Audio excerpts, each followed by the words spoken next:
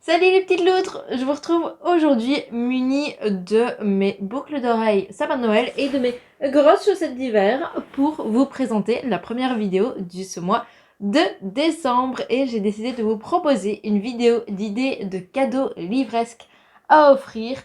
Il y en aura un peu pour tous les genres, j'ai essayé d'en sélectionner un maximum qui pourrait vous plaire. J'ai plusieurs catégories, j'ai tout étalé sur le lit et j'ai laissé une place ici pour pouvoir au montage vous mettre des petites photos ou vidéos de livres qui seraient dits de beaux livres. Donc voilà, alors on va commencer tout de suite, c'est parti! Pour les amoureux de pirates, j'ai choisi 2 livres à vous présenter. Le premier qui se présente comme ceci, qui est La Cour des Ténèbres, le premier tome de la saga de Vampiria, écrit par Victor Dixon. J'ai les 3 tomes dans ma bibliothèque et donc visiblement il y aura plus d'une dizaine de livres, mais les 3 premiers tomes terminent la première trilogie de la saga Vampiria. Et dans cette histoire, eh bien, il s'agit d'une uchronie qui se passe à l'époque du roi Louis XIV, mais celui-ci, au lieu d'être le roi Soleil, a été transformé en vampire et est le roi des ténèbres.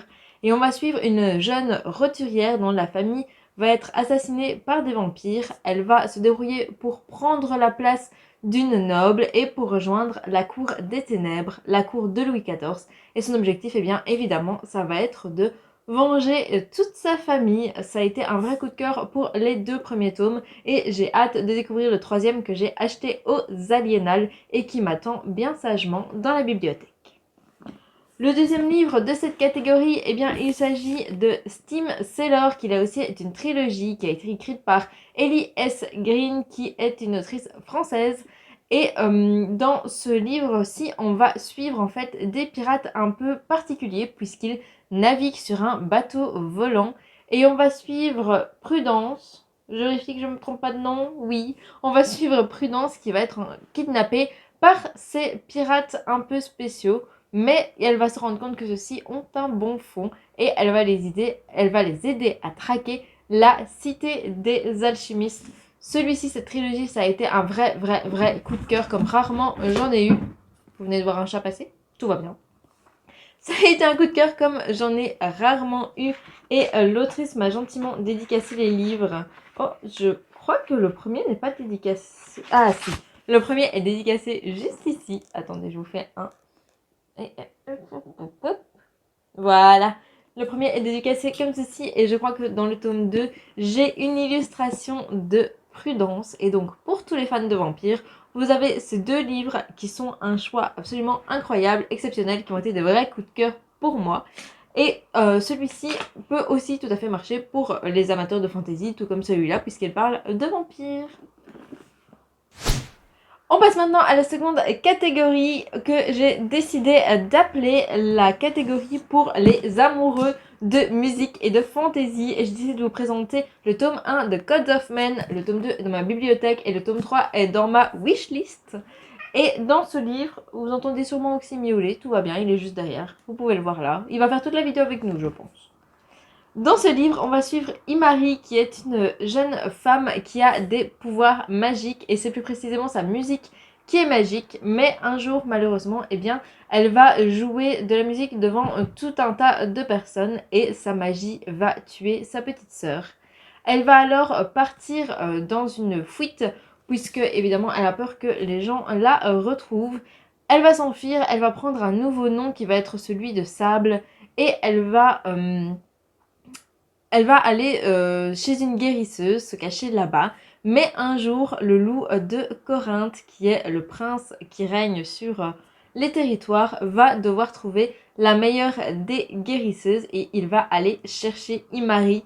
C'est un mélange de fantaisie et d'histoire d'amour qui a été un vrai coup de cœur pour moi également. Je crois que je ne vous présente que des coups de cœur ou alors des livres que j'ai pas encore lus mais qui sont vraiment pas mal au niveau de la couverture et où les histoires sont plus classiques, enfin vous verrez dans la suite. Mais celui-ci, ça a été un vrai coup de cœur, que ce soit pour le tome 1 et pour le tome 2, où il mêle énormément de complots. J'essaierai de vous mettre toutes les vidéos à vie dans la barre d'infos. Et ça a été un vrai coup de cœur, un vrai bon moment que j'ai passé avec ce roman. Et donc je vous le conseille pour tous ceux qui aiment la fantaisie et la magie. On va passer à la catégorie suivante qui est pour tous les amateurs de complot et de fantasy. Et je décide de vous parler de La Ville sans vent qui a été également un coup de cœur. J'ai le tome 1 juste ici et le tome 2 est là-bas dans ma bibliothèque.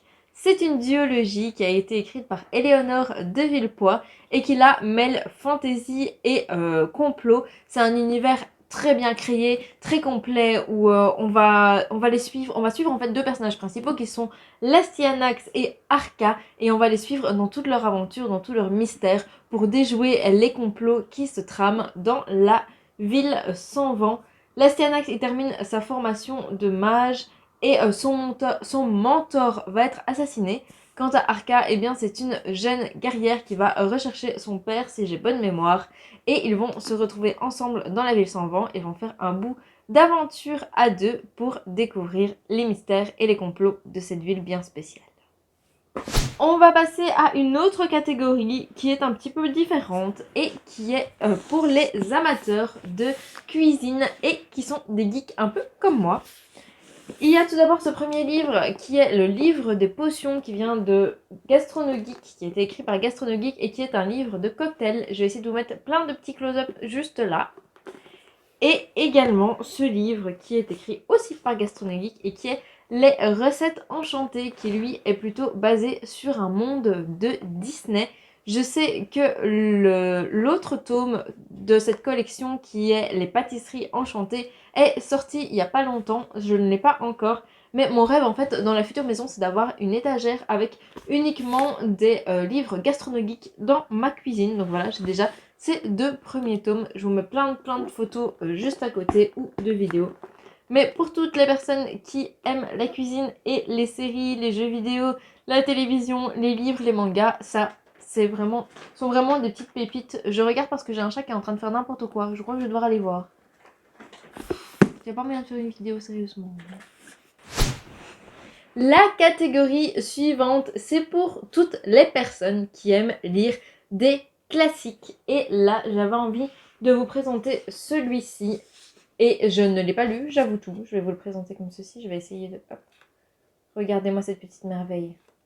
C'est en fait une édition de Madame Bovary publiée chez Hauteville.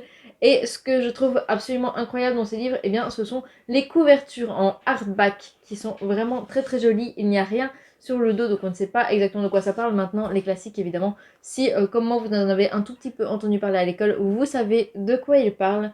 Mais celui-ci, je ne l'ai pas lu, mais j'avais quand même très envie de vous le présenter parce que je sais que parfois certaines personnes aiment beaucoup les classiques et qu'une belle édition peut toujours faire plaisir. Donc voilà, c'est chose faite. Si vous avez quelqu'un dans votre entourage ou si vous aimez les classiques, sachez que les éditions Hauteville sont absolument magnifiques. Celui-ci, c'est The Hat Makers. C'est la maison de Chapelier en français qui a été publié chez Gallimard et que j'ai lu il n'y a pas très longtemps. C'est un roman jeunesse qui allie fantasy puisque dans la famille Chapelier, eh bien, on va suivre la petite Cordelia qui est promise à pouvoir plus tard réaliser des chapeaux avec des pouvoirs magiques comme par exemple d'assurer la paix d'un royaume ou de donner confiance en la personne qui le porte. Et donc, eh bien, Cordelia, elle va être témoin de vols de chapeaux ainsi que d'autres vols qui se passent dans les autres familles parce que non seulement on a la famille qui s'occupe des chapeaux mais on a aussi une famille qui s'occupe des gants, une famille qui s'occupe des bottes, etc. Et il y a un voleur qui sévit en ville et qui va voler une commande bien précise qui est la commande de la princesse qui veut avoir une tenue complète pour s'assurer de la paix entre la France et l'Espagne. Et Cordelia, eh bien, elle va mener l'enquête sur ces disparitions. Ça a été un roman vraiment doudou pour l'hiver, pour l'automne. Ça a été une très bonne découverte pour moi et le vocabulaire anglais est assez facile pour toutes les personnes qui aiment la fantaisie, qui n'ont pas envie de se lancer dans autre chose, mais qui ont peur des difficultés de vocabulaire. Celui-ci est vraiment une belle pépite. Le deuxième que je décide de vous présenter, c'est celui-ci qui est plutôt science-fiction, c'est The Kingdom. Et là, dans celui-ci, on va se retrouver dans un parc à thème du style Disneyland Paris. Mais ici, on va avoir des princesses qui sont mi-humaines, mi-androïdes. Et on va suivre Anna dans toute sa découverte des sentiments humains. Et en fait, Anna, elle va commettre un meurtre, on le sait dès le début. Elle a tué Owen, une personne qui travaille pour le parc. Et toute la question va être de savoir pourquoi est-ce qu'elle a tué Owen. On va avoir des retours dans le passé, des moments dans le futur, des moments aussi du procès. Et donc on va suivre cette jeune femme. Là aussi le vocabulaire est assez simple. Moi j'ai trouvé que ça passait très très bien parce qu'il y a beaucoup d'interviews, le rythme passe très vite. Et donc ça a été une chouette découverte pour moi. Donc c'est aussi pour les personnes qui veulent apprendre l'anglais facilement. Catégorie suivante pour les amateurs de BD. Vous le savez peut-être ou peut-être pas, mais moi personnellement, je suis pas très BD. En fait, j'en ai à la maison parce que j'en ai offert à mon chéri. J'avais envie qu'il découvre l'univers de mon auteur préféré qui est Victor Dixon. Et je sais que lui n'aime pas spécialement lire de romans, ou en tout cas, si il aime ça, mais il ne prend pas spécialement le temps de le faire. Et donc j'avais envie qu'il découvre cet univers par les bandes dessinées. C'est pourquoi je lui ai offert la BD de Phobos, qui est un roman coup de cœur que j'ai eu. Le principe, ce sont des jeunes qui vont aller sur Mars pour réaliser un speed dating. Ils vont trouver l'amour de leur vie et ils vont devoir faire une colonie sur Mars et peupler cette planète. Et donc ça, c'est vraiment l'adaptation du roman en bande dessinée, l'adaptation fidèle du roman en bande dessinée que j'avais adoré, et les pages sont absolument magnifiques. J'essaie de vous mettre des petites photos juste là. Et la deuxième BD dont j'ai envie de vous parler, c'est celle de Vampiria. Vous vous souvenez, je vous ai parlé du roman au tout début de la vidéo, et Vampiria Inquisition, eh bien ce n'est pas la transcription du roman, c'est bien une autre histoire dans le même univers. Et donc celui-ci, je vais d'office le lire, même si je ne suis pas très bande dessinée. J'ai quand même envie de découvrir ce petit spin-off de Vampiria. Et donc là aussi, j'essaye de vous mettre des petites photos, des petites images juste là. En plus, pour celui-là, il y a une application pour téléphone, je vais me le mettre comme ça je peux continuer à vous mettre des photos. Il y a une petite application pour téléphone pour animer les planches de bande dessinée, c'est super sympa à regarder. Et j'avoue, j'ai déjà lu que les premières pages, mais je ne l'ai pas encore terminé. C'en est tout pour les personnes fans de BD, on passe à la catégorie suivante. Catégorie suivante, un roman, un beau livre pour les jeunes qui n'ont pas encore découvert Harry Potter, ou pour les fans d'Harry Potter, en fonction de votre choix. Et là, j'ai choisi de vous présenter l'édition Minalima de ce tome 1 Harry Potter, sachant que Minalima a fait le tome 1, le tome 2, et a également adapté certains contes, comme par exemple Blanche-Neige, Peter Pan, en livre, en beau livre, juste comme ceci. Je me mets là, comme ça je vous mets les photos. Et donc ça, pour moi, c'est le cadeau idéal pour les personnes fans d'Harry Potter ou pour des petits bouts qui n'ont pas encore découvert cet univers et où vous avez envie de leur proposer un livre qui soit en haut couleur, qui soit amusant, qui soit avec des petits gadgets qu'on peut soulever, détacher, etc. Pour moi, c'est un cadeau absolument parfait. Il est un petit peu plus coûteux qu'un livre normal. Il coûte 35 €. Mais moi, c'est une édition que j'adore et je ne l'échangerai pour rien au monde. Catégorie suivante, un livre bien-être pour quelqu'un qui a envie de prendre soin de soi. Et là, j'ai décidé de vous parler de Je suis happy, qui a été écrit par Margot du blog You Make Fashion et par une sophrologue. Et donc celui-ci, je vous mets des petites photos. En fait, je vous mets des petites photos d'à peu près tous les livres, j'ai l'impression. Mais qui est donc un livre dédié à la sophrologie, au lifestyle, à comment prendre soin de soi, comment être bien. Je pense qu'il y a des recettes. Voilà, par exemple, ici, il y a sa routine détox. Je vous mets toutes les photos. En fait, j'ai vraiment du mal au montage. Enfin, quand je vous présente les livres, à me dire qu'au montage, je vous mettrai des photos. Mais donc, voilà, il y a des exercices pour vous concentrer, pour être à l'écoute de votre corps, pour ne pas avoir peur de l'avion, pour se sentir bien dans les relations amoureuses, et plein de petits exercices à faire chez soi. Et c'est un livre que de temps en temps je reprends et je relis et qui est vraiment très chouette à découvrir. Catégorie suivante pour les amateurs d'écologie, et là j'ai deux livres à vous présenter. Le premier, c'est un roman qui est dry, qui a été écrit par Neil Shusterman et qui nous plonge en fait dans un monde qui est le même que le nôtre, mais où il y a une pénurie d'eau, c'est-à-dire que vous ne trouvez plus d'eau. Lorsque vous ouvrez votre robinet, vous n'avez plus d'eau, plus moyen de prendre votre douche, et tous les stocks d'eau potable en ville sont épuisés. Et donc on suit une bande d'adolescents qui ont été séparés de leurs parents et qui vont essayer de retrouver de l'eau potable. Ici, c'est un roman que j'avais adoré découvrir parce qu'on est vraiment dans cette ambiance et on se pose vraiment la question de toute l'importance qu'on doit accorder au fait d'avoir de l'eau potable et à ne pas la gaspiller. Et donc ça, c'est une chouette idée pour les gens qui se sentent concernés par l'écologie, mais qui ont envie de lire tout de même un roman et non pas un documentaire ou un livre qui parle spécialement d'écologie. Donc pour moi, ça a été une chouette découverte et donc je vous conseille pour toutes les personnes qui aiment l'écologie et qui veulent se plonger dans un roman. Le deuxième livre de cette catégorie, c'est un livre un peu différent, qui est celui-ci qui m'a été offert à Noël l'année dernière et qui est Fabriquer sa lessive, son dentifrice, son shampoing, ses produits d'entretien, qui est publié chez Larousse. Et là, je vous mets des petites photos qui contiennent plein de petites recettes pour faire ces produits soi-même à la maison et donc zéro déchet. Là aussi, si vous avez quelqu'un qui a envie de se lancer et qui ne s'y connaît pas du tout, je pense que c'est un bon moyen de débuter. La catégorie suivante, c'est pour les fans de Disney et cette fois-ci, j'ai choisi de vous parler des Twisted Tales qui sont des romans que j'adore découvrir comme quand par exemple je suis un petit peu en panne de lecture ou que j'ai envie d'une lecture facile à comprendre, facile à lire, une lecture rapide. Et donc ici, je tiens l'histoire de La Belle et la Bête qui s'appelle Histoire éternelle et les Twisted Tales, eh bien ce sont des livres qui reprennent les histoires Disney que nous connaissons tous et qui ajoutent un petit twist dedans, un petit moment qui va changer toute l'histoire. Pour La Belle et la Bête, je me souviens plus ce que c'était. Ah voilà. Donc je viens de relire évidemment pour m'en souvenir, mais en fait ici dans ce livre, eh bien c'est la mère de Belle qui a maudit la Belle et c'est ça qui va... en fait c'était écrit juste ici, si j'avais lu la phrase je m'en serais souvenu. Mais c'est ça qui va pimenter toute l'histoire et qui va faire que l'histoire va prendre une tournure complètement différente. J'ai déjà lu Blanche-Neige ainsi que La Reine des Neiges et c'est une collection que j'adore. Donc pour tous les fans de Disney, n'hésitez pas à leur offrir ces livres-là qui vont leur permettre de se replonger dans les histoires qu'ils aiment tant en découvrant tout un autre aspect de ces histoires. Catégorie suivante, avant-dernière catégorie, qui est pour les amateurs, amatrices de plantes. Je vous le montre comme ça. J'ai choisi 3 livres dont je vous mets plein de photos juste là. Le premier, c'est Green Addiction à la maison. Et donc là, on parle de chaque petite plante et des caractéristiques qu'elles ont, des manières dont il faut les entretenir, etc. C'est une petite bible pour tous ceux qui, comme moi, font mourir leurs plantes au bout d'une semaine. À bon entendeur.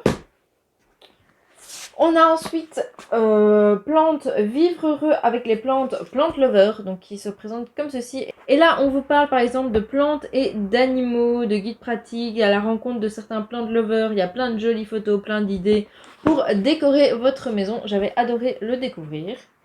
Et enfin, le troisième livre, c'est Urban Jungle, décorer avec les plantes, et où là, vous avez plein de tips pour décorer et de conseils d'entretien, pour rencontrer des familles différentes, vous avez des idées sympas pour décorer votre intérieur, etc. Ça avait été aussi un livre coup de cœur, donc je ne peux que vous conseiller de découvrir tous ces livres qui pour moi ont été vraiment très inspirants, même si toutes mes plantes sont mortes pour l'instant, à part ma Monstera qui survit tant bien que mal dans l'univers froid et sec de la chambre.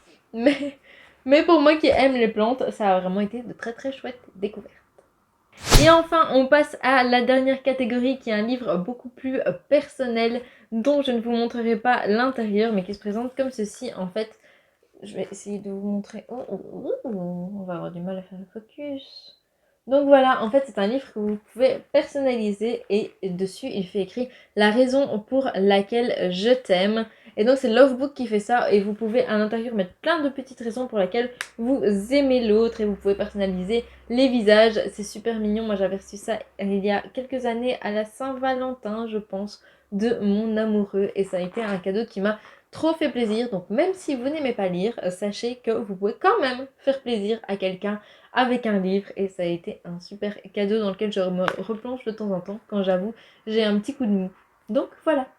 J'espère que vous avez aimé cette vidéo et que vous aurez plein d'idées pour offrir des livres à Noël. N'hésitez pas à me dire en commentaire ce que vous allez offrir et ce que vous avez demandé au Père Noël cette année. N'hésitez pas à mettre un petit j'aime, à commenter la vidéo et à vous abonner à ma chaîne YouTube. Et en attendant, moi je vous embrasse et je vous dis à la semaine prochaine.